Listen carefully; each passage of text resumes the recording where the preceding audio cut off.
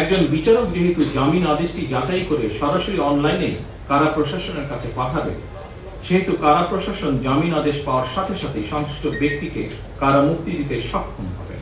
ফলে ই-বেইল বন্ড বা ইলেকট্রনিক জামিননামা ব্যবস্থা বিচার ব্যবস্থায় জনগণের অহেতুক হয়রানি এবং দুর্ভোগের অবসান ঘটাবে। ই-বেইল বন্ড সিস্টেমকে পুলিশের সিডিএমএস, আদালতের কেস ম্যাজিস্ট্রেট সিস্টেম এবং ন্যাশনাল আইডি কার্ড ভেরিফিকেশনের সাথে যুক্ত করার বিষয়টিও আমাদের সরকারের পরিকল্পনার ভিতরে রয়েছে। জনদুর্ভোগ লাঘবের উদ্দেশ্যে বিচার ব্যবস্থার পুরো প্রক্রিয়াটিকেই বর্তমান সরকার কম্পিউটারাইজ সিস্টেমের আওতায় এনে বিচার বিভাগে মডার্নাইজেশনের উদ্যোগ অব্যাহত রাখবে ইনশাআল্লাহ। উপস্থিত আইনজীবীবৃন্দ, গায়েবী মামলা, ভুয়া ওয়ারেন্ট এবং ওয়ারেন্ট রিকল না হওয়ার অজুহাতে অতীতে বিরোধী দল বা ভিন্ন চিহ্ন মতের হাজার মানুষকে নানাভাবে হয়রানি করা হয়েছে। বর্তমান সরকার বিচার ব্যবস্থায় অনলাইন প্ল্যাটফর্মের মাধ্যমে প্রোডাকশন ওয়ারেন্ট, রিলিজ অর্ডার এবং থানা থেকে ওয়ারেন্ট রিকলের কাজ সম্পন্ন করবে ইনশাআল্লাহ।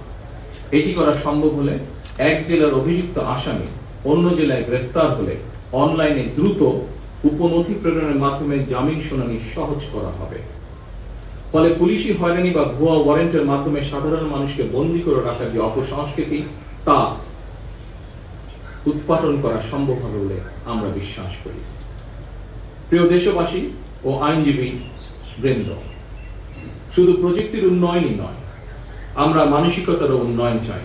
আমরা এমন এক বাংলাদেশ গড়তে চাই যে বিচার ব্যবস্থায় প্রধানমন্ত্রী কিংবা মন্ত্রী, পুলিশ কর্মকর্তা কিংবা কর্মকর্তা এবং একজন সাধারণ নাগরিকের মধ্যে কোনো তফাৎ থাকবে না। যে বিচার ব্যবস্থা থাকবে সম্পূর্ণ স্বাধীন এবং ন্যায় বিচার প্রতিষ্ঠার অনবদ্য পাদপীঠ। আমরা বিশ্বাস করি access to justice for all. ন্যায় বিচার কোনো দয়া বা করুণার বিষয় নয়, এটি প্রতিটি নাগরিকের সাংবিধানিক অধিকার। আজকের এই ডিজিটাল উদ্যোগ সেই অধিকার প্রতিষ্ঠার পথে একটি বিশাল মাইলফলক। আমি আইন মন্ত্রণালয়, কারা কর্তৃপক্ষ এবং এই সিস্টেমের নেপথ্যে কাজ করার সকল আইটি বিশেষজ্ঞ ও কর্মকর্তাদেরকে জানাই আন্তরিক ধন্যবাদ।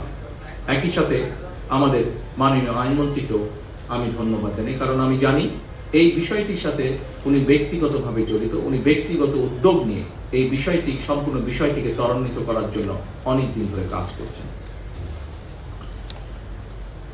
আপনারা এই প্রযুক্তিকে সাদরে গ্রহণ করে বিচার প্রার্থীদের দ্রুত সেবা নিশ্চিত করতে অগ্রণী ভূমিকা পালন করবেন।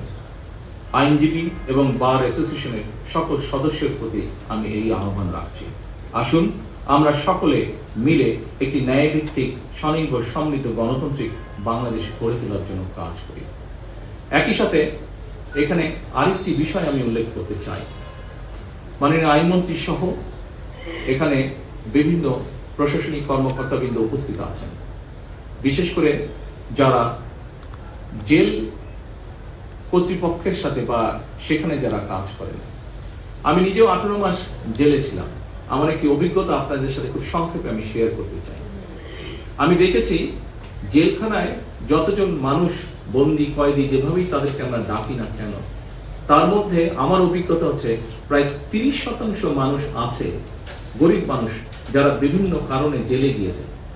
এই মানুষগুলো ঠিক জানেও না তারা কি কারণে জেল খাচ্ছে, এবং বহু মানুষ তারা শুধুমাত্র অর্থনৈতিক কারণে একজন ভালো লয়ার নিযুক্ত করতে পারছে না বলে, তার ফ্যামিলি সেটি এফোর্ড করতে পারছে না বলে এই মানুষগুলো প্রায় 30-35% মানুষ বিনা কারণে জেল খাচ্ছে।